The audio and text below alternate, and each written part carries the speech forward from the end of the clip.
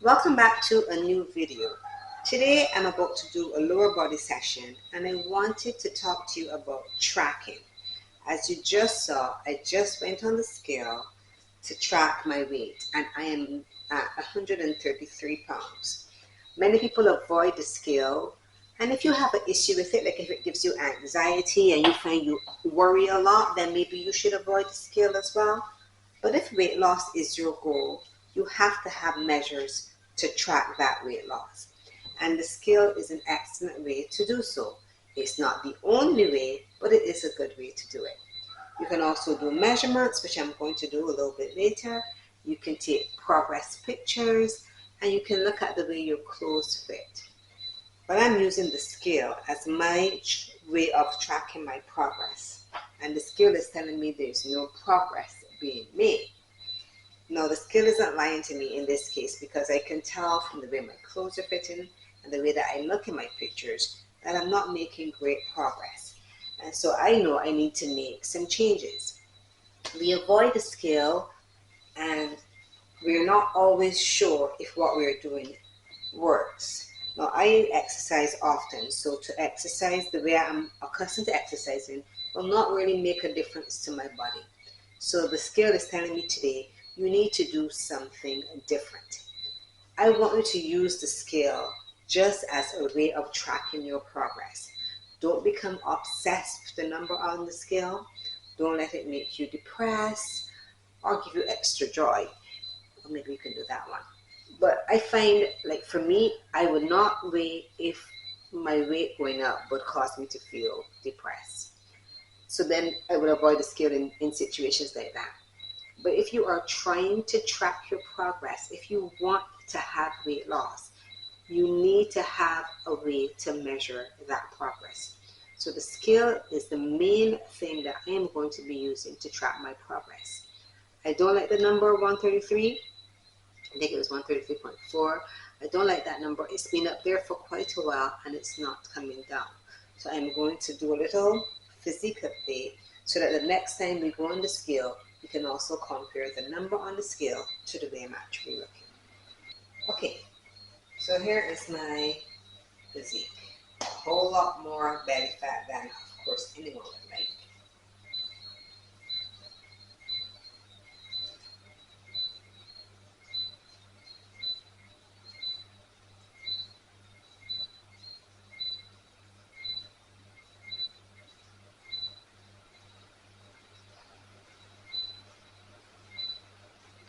Okay, so that's what we're working with. I'm going to do a lower body section now. Okay, now we're going to do some measurements. The scale says 133.4. I showed you the way that my physique looks, and now we're going to actually take some measurements. Well, this is 29. Oh my gosh. I don't know why I'm doing my boobs. The fact is, boobs are body fat, and when your boobs drop, it means your body fat's coming down. 34 and a half.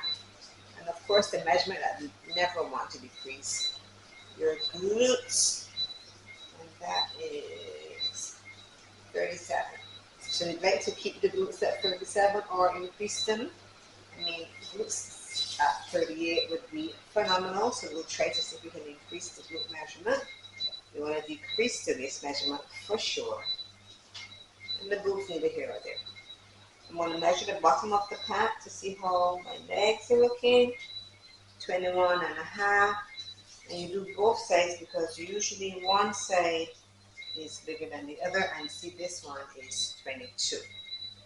One side is usually bigger than the other. So I do want my legs to stay there or even get a little bigger. I don't really want to lose weight on my legs. I want to come down here for sure. And of course, another way that you can track your progress is by testing your body fat. Now, I test my body fat by using calipers, and when you use the calipers, you can either do a 3-point, a 5-point, or a 7-point measurement. And I'm going to put my answers up on the screen to show you what my body fat percentage looks like. However, if you don't have access to calipers, you can always do an online body fat test. bear in mind that these are not 100% accurate. Some of them are very far from 100% accurate. However, if you use the same testing method over and over, you'll still be able to track your progress and see how you're doing in terms of losing the body fat. That is your goal. So whatever method you use, be consistent with that method so that you can.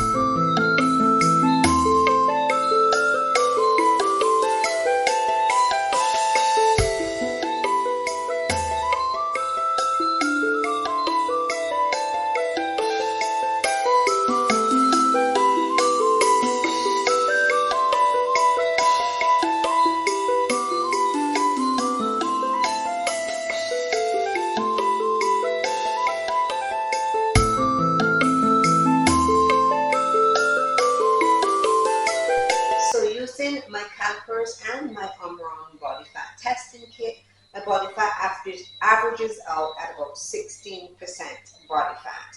And that is in line with the last body fat test I did when I did it at Surfside Wellness Center, which used a different machine.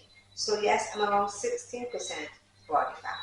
So our goal is to drop some body fat. So you want to drop that number. If I can get that number down to the early teens or even 12, that would be ideal.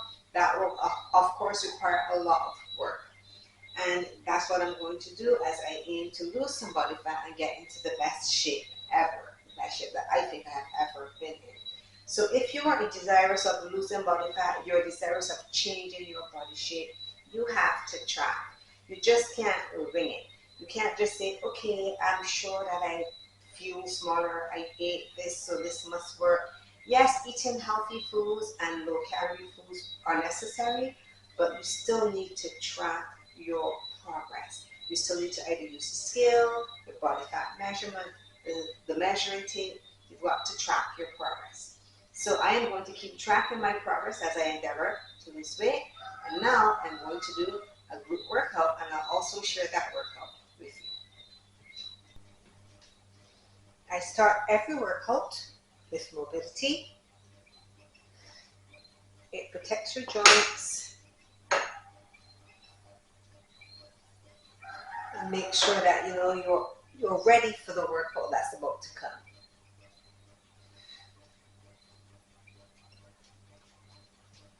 We do shoulder dislocation, so you get a broomstick or something that can have your arms wide.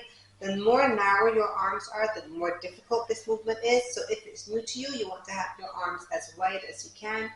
And you're going to go front to back without bending your arms. Arms nice and straight.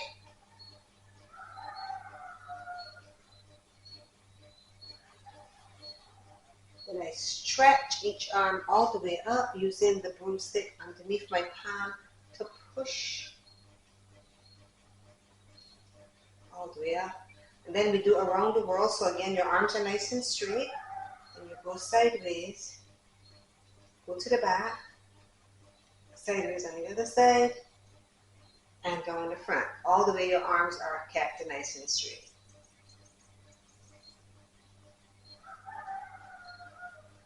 And then reverse it.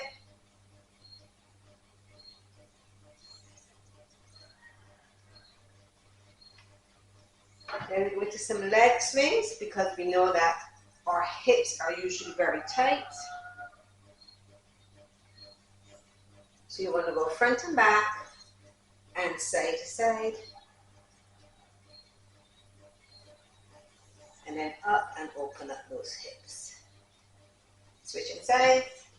We do the same thing on the other leg.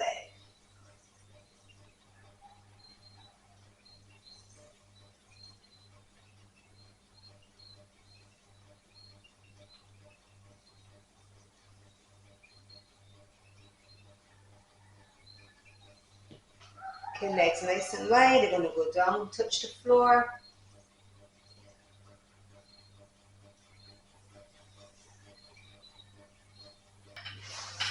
We're going to start off our workout with hip thrust. Now I'm going to be doing hip thrust with a resistance band.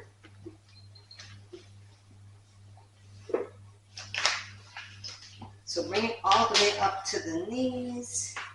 just above the knees. I'm in the decline bench. Let's go.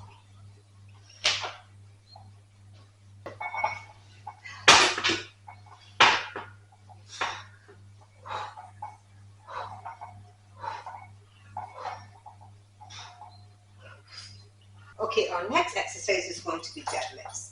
And for deadlifts, if your form is not perfectly on, you can have some low back issues. But I wear a belt because I like to try to go heavy in my deadlifts. So I'm going to put my weightlifting belt on.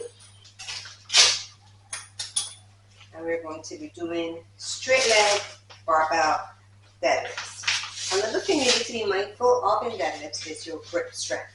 Often you feel that the bar is slipping from you, or even the dumbbells at times, and that's why vertical grips are important when you're doing an exercise like deadlifts or maybe like rows, because you would use the grip to hold on to the barbell.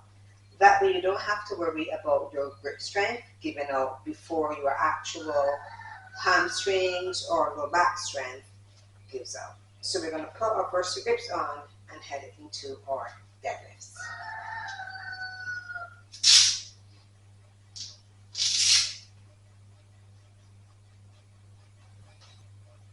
So we're going to wrap the grips around the bar.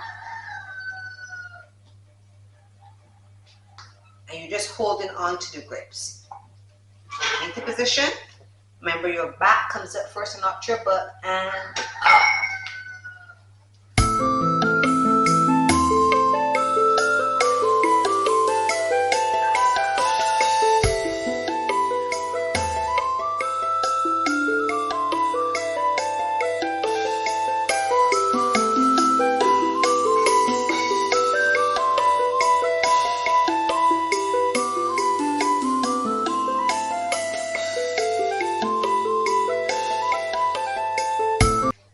I swapped out the vertical grips for gloves, and I'm using some dumbbells to give me some elevation to accommodate the bell as we go into a sumo squat.